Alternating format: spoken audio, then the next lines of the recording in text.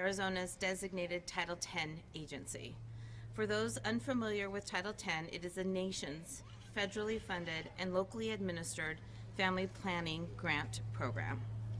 Our goal and our mission as a 50-year-old, that's how old we are this year, nonprofit organization is to make sexual and reproductive health care accessible to everyone, particularly for those who may be or underinsured at health centers throughout the state. Each year, we serve more than 35,000 individuals at those welcoming health centers statewide, where they receive range of low or no cost evidence-based, accurate, and confidential services. This includes birth control, STI testing and treatment, pregnancy testing, cancer screenings, and other preventative services. We are here today at a time when access to and protection of the right to contraception is more important than ever, as it faces serious, I would even say dangerous, threats to being taken away. A report released just this week by the Guttmacher Institute, based on surveys of reproductive aged women in Arizona, Iowa, New Jersey, and Wisconsin, before and after Dobbs' decision, showed vast impacts on people's contraceptive access. The overturning of Roe in the 2022 Dobbs versus Jackson Women's Health decision has had vast impacts on abortion access in the United States and in Arizona. What is less known is the wider impacts on people's contraceptive access. The report found statistically significant evidence that barriers to access to contraception have increased, reports of receiving high-quality contraceptive care has decreased, sexual activity has declined, and condom use has increased. The report projects that the Dobbs decision could have much broader consequences for people's reproductive autonomy. That includes potentially shaping attitudes towards becoming pregnant, changing their sexual activity and contraceptive strategies, and impacting their ability to access necessary health care. I'd like to very briefly quote directly from the report, and I quote, "As continued fallout of the Dobbs decision on access to abortion occur, this research makes clear that access to broader contraceptive care is worsening. Policies that promote meaningful access to all forms of sexual and reproductive health care must be advanced to support individuals' right to reproductive freedom while mitigating inequity and equality," end quote. With that as a foundation, we are pleased to have with you here this morning to hear about these efforts in Arizona to protect those rights, our rights, that 90% of Americans support. We are particularly pleased to have Governor Katie Hobbs with us at this press conference. Governor?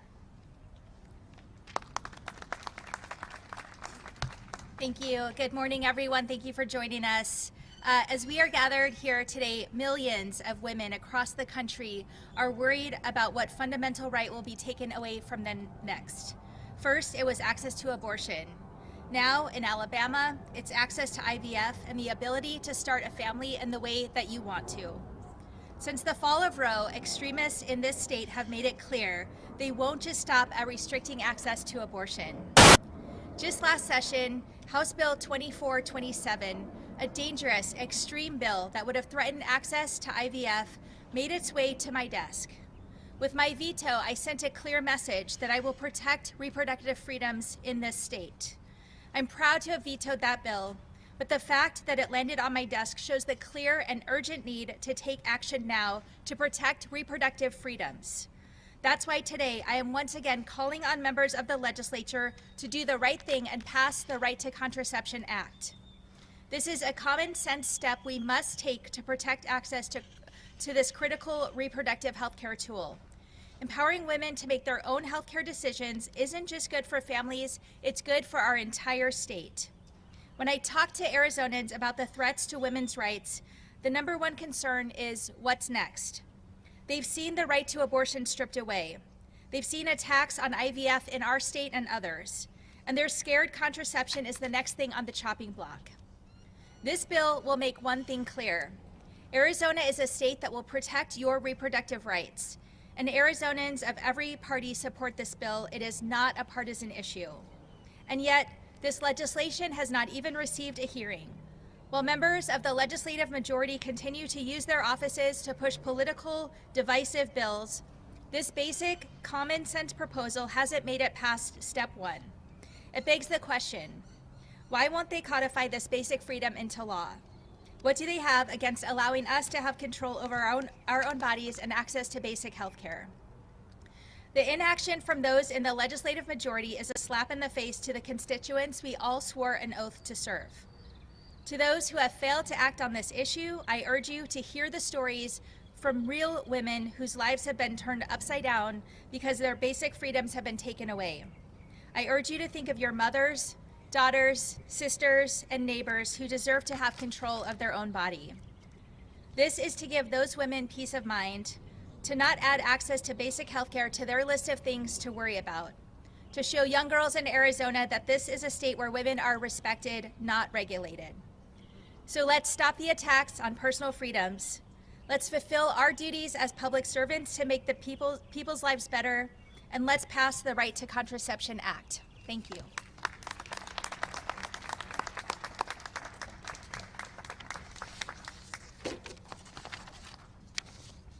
Thank you, Governor Hobbs, for hosting the news conference and for your critical and meaningful support.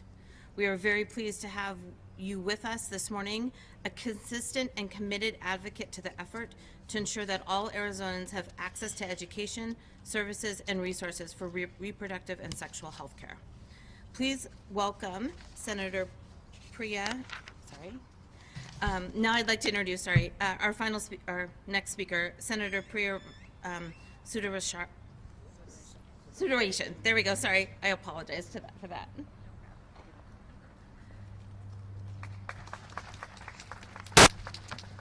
Hi, everyone. I'm State Senator Priya Sudareshwan. I represent Legislative District 18. I'm also the proud mom of 2 small children.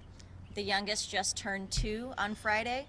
My older one is 3.5. So I can speak from experience to talk about what it is like to have a young family, and it is thanks to contraception that I was able to have my family right here in Arizona, where I was born and raised, after I pursued my education and pursued my career, gaining important legal and advocacy experience in DC, and then continued to come home to Arizona to pursue my career and have my family when I was ready to.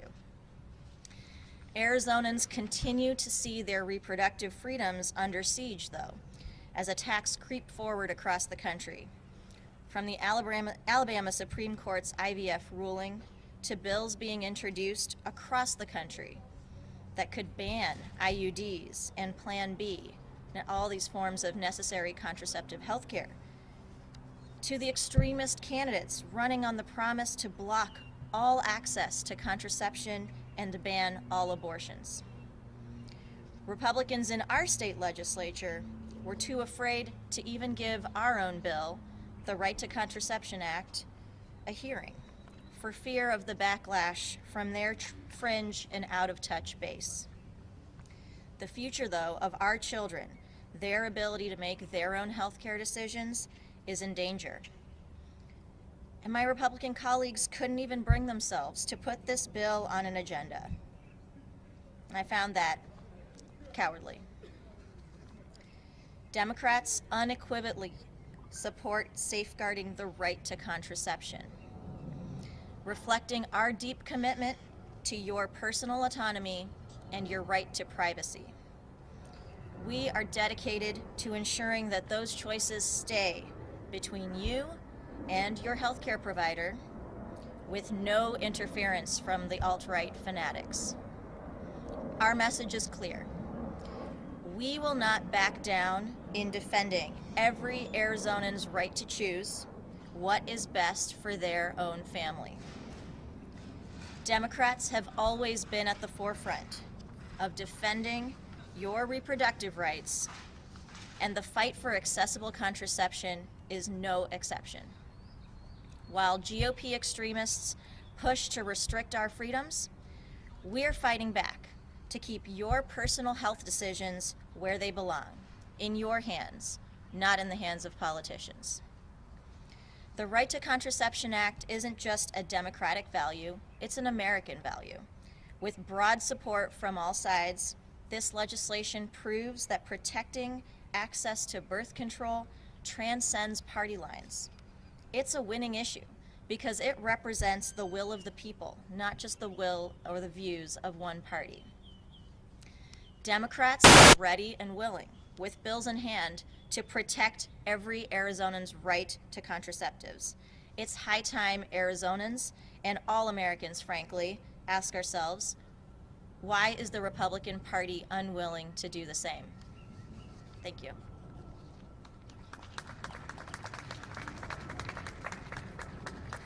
Thank you, Senator. And next we'll have State Representative Stephanie Stahl-Hamilton. Thank you. Good morning, everybody. I am Representative Stephanie Stahl-Hamilton. I serve LD 21. Thank you for joining us today, and thank you, Governor Hobbs, for your steadfast support of reproductive freedom and health care. I appreciate your leadership, and I am so very grateful that you have prioritized this issue.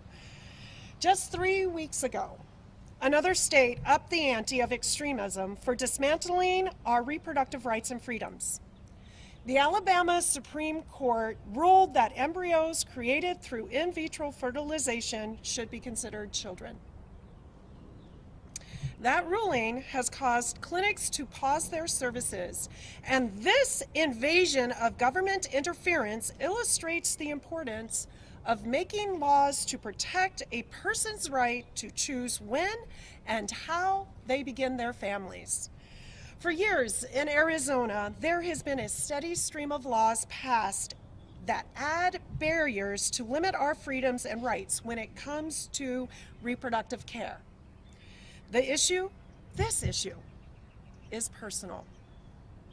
Each person who is able to become pregnant should have the certainty and assurances that they control their decision to be pregnant. Our bodies do not belong to the government.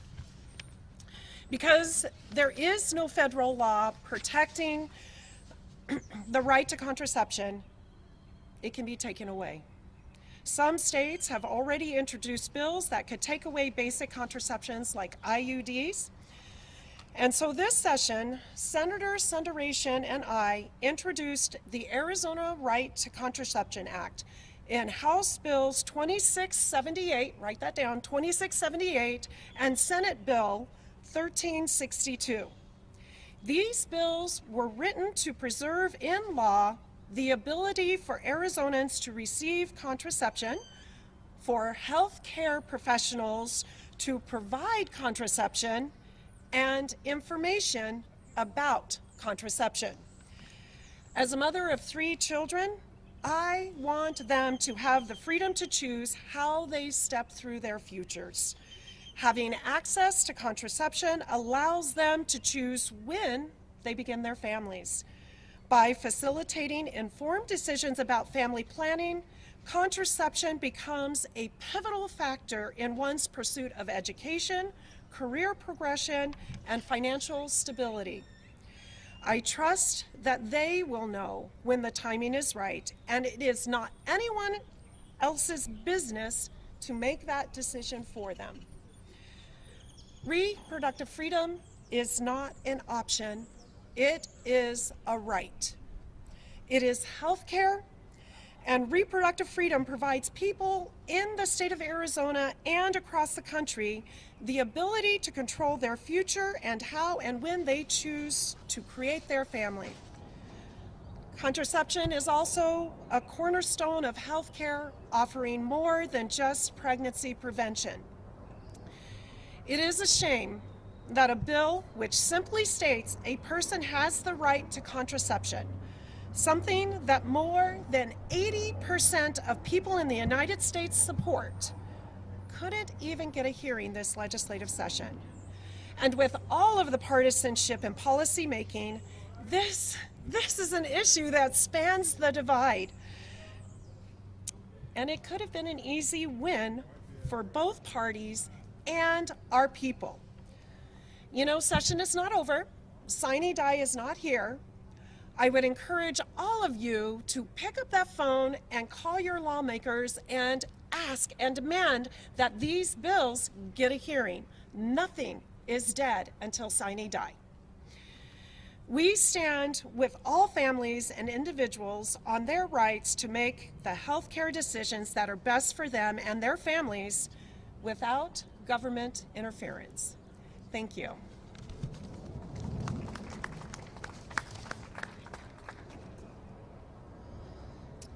Thank you very much, and thank you again to Governor Hobbs for joining us this morning with your important words and your leadership. Thanks to our supporters and members of the media for taking time out of your day to be here, and we'll be happy to answer any questions you might have.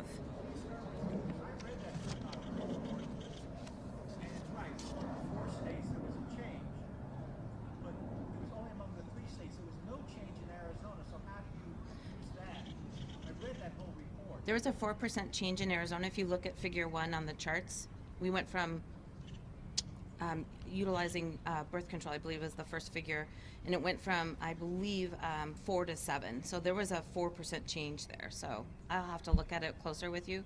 Feel free to give me a call. Sorry, yeah. Sure. Hi. I'm curious if you could say, other than these press conferences calling out Republican majorities for not advancing the Right to Contraceptives Act, what specifically have you done to get the bill advanced in the legislature? I made it a priority in my State of the State address. It's something that took up space in there, means it's a big priority, and we've taken executive action to help protect Arizonans' reproductive freedom. And I think it's important to point out that this is an issue that has support across the political spectrum, majority support across Arizonans, and something that we should be able to find common ground and get legislation passed on. Governor, I understand an OTC drug is going to be on the market really soon. How much of a game changer is this going to be? For the moment, they can't stop that drug from hitting the Walgreens and CVS's. Just your thoughts on that. They certainly can stop that. Yeah. Yeah, I mean, for the moment. Yeah. Yeah, so How do they stop it? Yeah, The how fact do is, they it's stop over the it? counter. Yeah. It's an over-the-counter drug approved by the FDA. Are you telling me the legislature can stop that?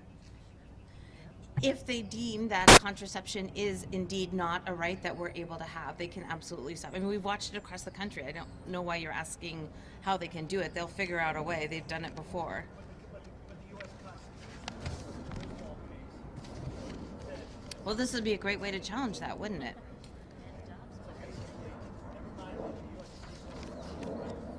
But did you read the Dobbs decision at the end when Justice Thomas actually said, let's look at Obergefell, let's look at Griswold. Those are actually protections that we have in the U.S. Constitution right now, and we've seen what the Supreme Court has done to those. Another question?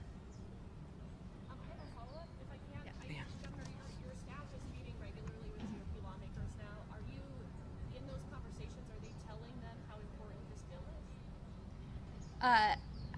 I'm not. I haven't been a part of those conversations, but it's clearly part of my legislative agenda. Clearly, it's important to us. let's talk about something other than the moment. The legislature yesterday sent to a bill supported by many Democrats suggesting that they need to overrule certain city regulations, like lot size and everything else. Clearly, I think every Democrat has said they support that over the House numbers. What's your thought? It's now your decision on whether you can provide more affordable housing. That bill has not been transmitted to me yet. I'm still looking at it. What I have been very clear about is that when it comes to housing, I want to see a package that is negotiated and that has bipartisan support and is a compromise with local jurisdictions. Correct.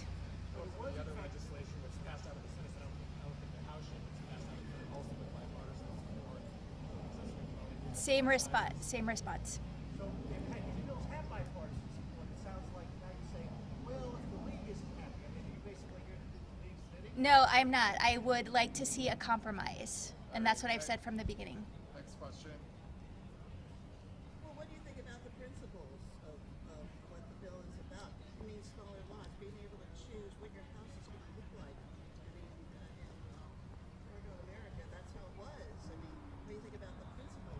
Well, I think we need to do some things to get housing built more quickly.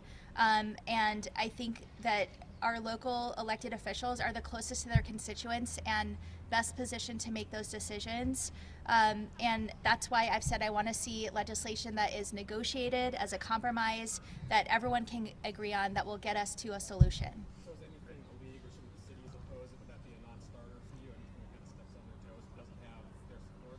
I'm hopeful that we can see these bills together and not piece by piece to be able to make a broader decision on them. Thanks. Other topics? I got one more. Yeah. Sorry.